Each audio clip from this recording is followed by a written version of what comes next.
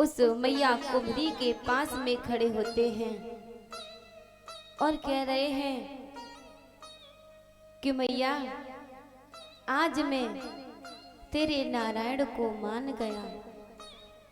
मुझे लगा था कि मेरे पिताजी नारायण हैं, मेरे पिताजी परम पिता हैं, लेकिन आज मुझे पता चला है कि मेरे पिताजी तो सिर्फ मेरे पिता हैं, लेकिन जिन नारायण की आप बात कर रहे थे वो तो जगत के पिता हैं।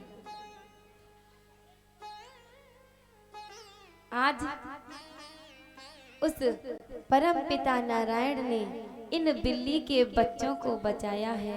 आज से मैं भी उनका भक्त हो जाऊंगा।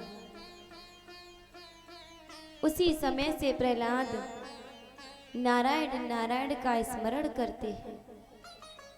जब नारायण का स्मरण कर रहे थे अपने गृह आ जाते हैं।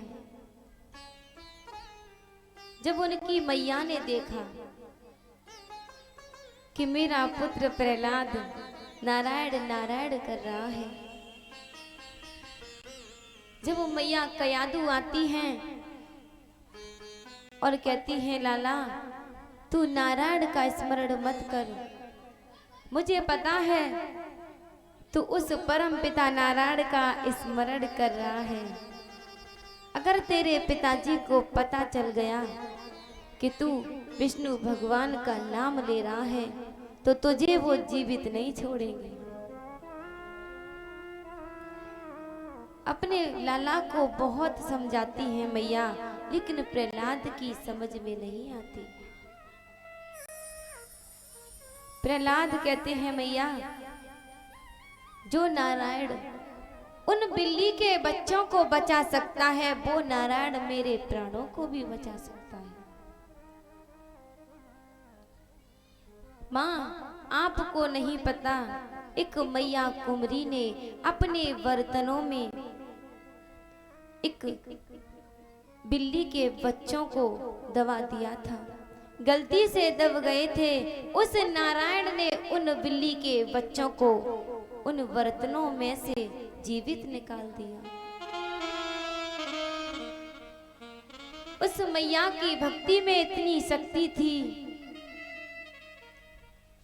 तो वो नारायण मेरे प्राणों को क्यों नहीं बचाएंगे।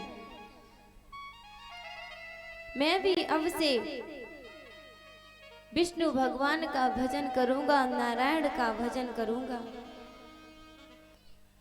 प्रहलाद विष्णु भगवान के भक्त बन जाते हैं, लेकिन उनकी मैया बहुत घबरा जाती है और सोच रही है कि मेरा लाला मेरी बात को नहीं मान रहा। मैं कितना मना कर रही हूं कि नारायण नारायण मत रटो। अगर मेरे पति को पता चल गया तो मेरे सबसे छोटे बालक प्रहलाद को मार देंगे, क्योंकि उन्हें पसंद नहीं है कोई भी। भैया कुछ खो गया आपका, शायद सोने की कान की इयरिंग्स या फिर आपकी पायल वगैरह कुछ खो गई हो। सारी मैया ऐसे ढूंढने लगी हैं। मैयाओ शांति का दान दो और कथा की तरफ ध्यान दो। ये बातें तो फिर भी हो जाएंगी घर पे भी जाके। आप तो वैसे भी पड़ोसन पड़ोसन हो, अपने घर की खिड़की में से या दरवाजे में से बात करोगी फिर भी हो जाएंगे, लेकिन आप यहाँ पर कथा श्रवण करने के लिए आई हैं तो तन और मन सब कुछ ठाकुर जी के चरणों में अर्पित कर दीजिए कुछ घंटों के लिए, फिर तो आप घर पे जाएंगे और बातें भी होती रहेंगी। बोलिए वाके बिहारी लाल की जय हो। तो मैया अभी मैं क्या कह रही थी, आपके चक्कर में मैं भी भूल गई। आप खुद तो खुद बातों में लगी थी और मुझे भी लगा लिया। आपको नहीं पता होगा क्यों कि अभी आप बातों में लगी थी। जब कयाधु कहती है कि अगर मेरे पति को पता चल गया तो सबसे छोटे बालक को, प्रहलाद को मेरे पति मार डालेंगे, इसलिए मैं अपने पुत्र प्रहलाद को समझा रही हूं कि पुत्र, उस नारायण का नाम मत लो, उसका गुणगान मत करो, लेकिन नारायण नारायण स्मरण करते हैं। गुरुकुल में जैसे ही गुरुदेव को पता चल गया कि नारायण नारायण का स्मरण करते हैं, चारों ओर कह रखा था हिरण्यकश्यप ने कि कोई भी उस विष्णु का नाम नहीं लेगा, और गुरुदेव के सामने जैसे ही नारायण नारायण का स्मरण कर रहे थे, गुरुदेव कहते हैं प्रहलाद से कि पुत्र, अगर तेरे पिताजी को पता चल गया कि गुरुकुल में प्रहलाद उस नारायण का नाम लेता है कि तुम्हारे साथ में मुझे भी मार देंगे। फिर तो गुरुदेव समझा करके कुछ कार्य से बाहर चले जाते हैं। जब बाहर गए तो प्रहलाद ने क्या किया, खुद भी बैठ जाते हैं और जो गुरुकुल में बाकी बच्चे पढ़ते थे सभी से कह देते हैं कि मित्रों आ जाइए। सभी को अपने पास बुला लिया और प्रहलाद खुद तो नारायण नारायण कर रही है और सभी को नारायण नारायण करवा रहे हैं। जैसे ही प्रहलाद वहां पर नारायण नारायण का स्मरण कर रहे थे तो गुरुदेव के जो साथ वाले थे वो देख रहे थे, कह रहे थे कि इन सारे की सारे बच्चों को प्रहलाद ने नारायण के स्मरण में लगा लिया है। अगर गुरुदेव आ गए तो गुरुदेव को पता चल गया तो हिरण्यकश्यप को बता देंगे कि आपके पुत्र ने सारे बालकों को नारायण नारायण का स्मरण कराया है। अब तो प्रहलाद ने जो गुरुजी के साथ के थे, जो गुरुकुल में रहते थे, जैसे ही उनको बुलाया प्रहलाद ने उनका हाथ पकड़ा। जैसे करंट लगता है ना, कि जब एक व्यक्ति को करंट लगता है तो दूसरे को पकड़ता है तो करंट पास होता है। इसी प्रकार से जैसे प्रहलाद ने उनका हाथ पकड़ा तो वो भी नारायण नारायण कहने लगे, नारायण नारायण करने लग जाते हैं। अब तो सभी वहां पर झुंड बना करके बैठ जाते हैं। सभी ने नारायण नारायण का स्मरण किया। कुछ समय बाद में गुरुदेव आ जाते हैं। अब गुरुदेव ने देखा कि प्रहलाद सारा गुरुकुल लगा हुआ है उस विष्णु भगवान के नाम में। आकर के कहते हैं गुरुदेव कि आप सभी पागल हो गए हो, क्यों उस विष्णु भगवान के नाम को ले रहे हो? अगर प्रहलाद के पिताजी को पता चला तो सभी के प्राणों को ले लेंगे। अब तो प्रहलाद जाकर के गुरुजी से कुछ नहीं कहते, उनके हाथ को पकड़ लेते हैं। वो भी नारायण नारायण करने लगे। अब तो सभी बच्चे अपने गुरुजी को ऊपर ही ऊपर उछाल रहे हैं, नारायण नारायण करते हुए ऊपर उछाल रहे हैं, जैसे बच्चे बॉल को उछालते हैं। एक दिन जब परीक्षित महाराज जी ने सुखदेव जी से प्रश्न किया, गुरुदेव क्या नारायण की मृत्यु हो जाएगी? नारायण नारायण स्मरण करते करते प्रहलाद को उनके पिताजी मार देंगे या फिर प्रहलाद बच जाएंगे?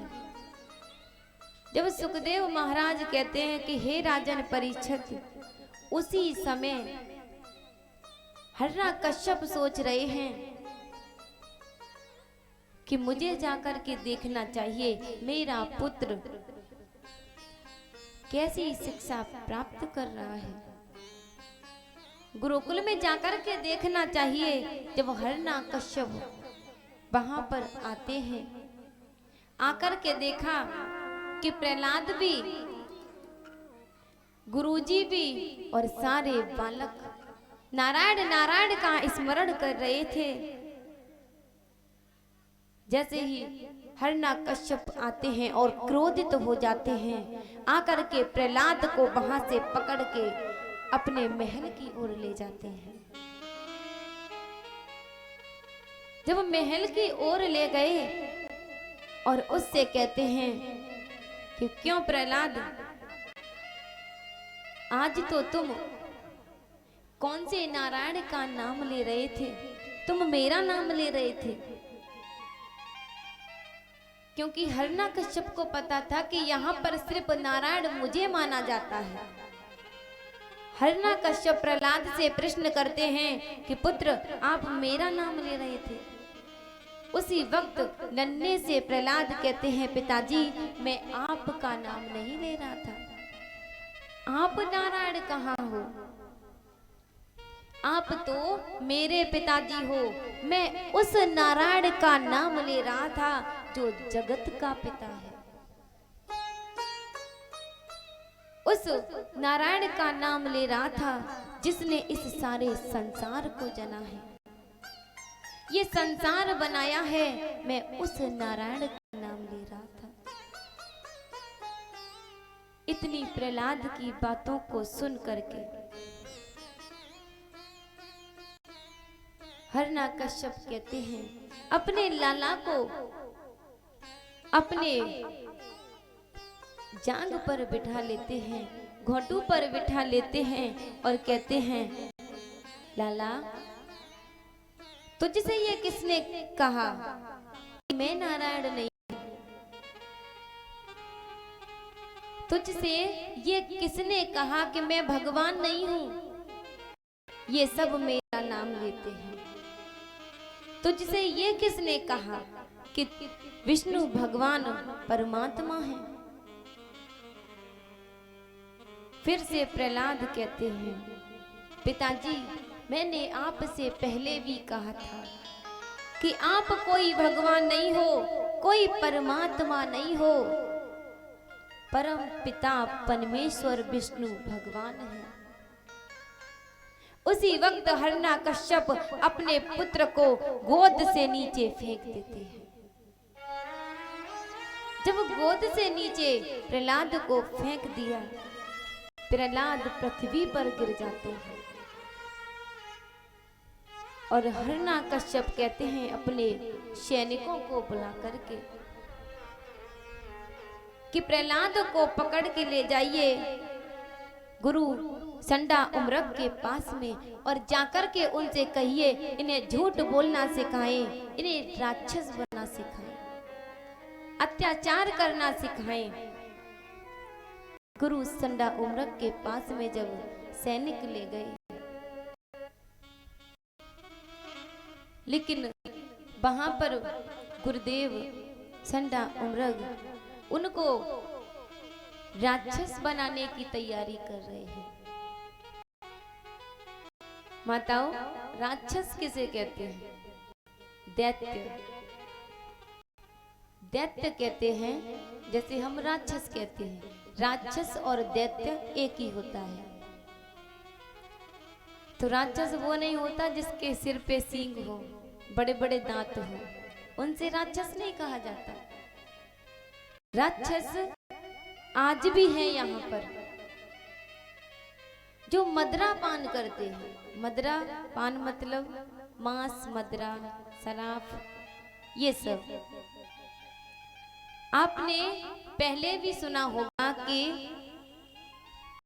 जब शुभ कार्य होते थे, कोई भी महर्षि यज्ञ करते थे, तो राक्षस आकर के उस यज्ञ को भंग कर देते थे, वहीं पर मदरा पान फैला देते थे। राक्षस अब भी हैं, कहीं पर शुभ कार्य होता है सो शराब पी करके आ जाते हैं। वो पहले के थे और अब के ये हैं, फर्क कोई नहीं है। राक्षस बना रहे हैं गुरुजी प्रहलाद को, लेकिन प्रहलाद राक्षस बन नहीं पाएंगे, क्योंकि उनके दिल में, दिमाग में नारायण नारायण पड़ा हुआ है। नारायण नारायण का स्मरण कर रहे हैं और गुरु संडा उम्रग सोच रहे हैं कि गुरुकुल से निकाल के प्रहलाद को यहाँ पर भेजा है हिरण्यकश्यप ने।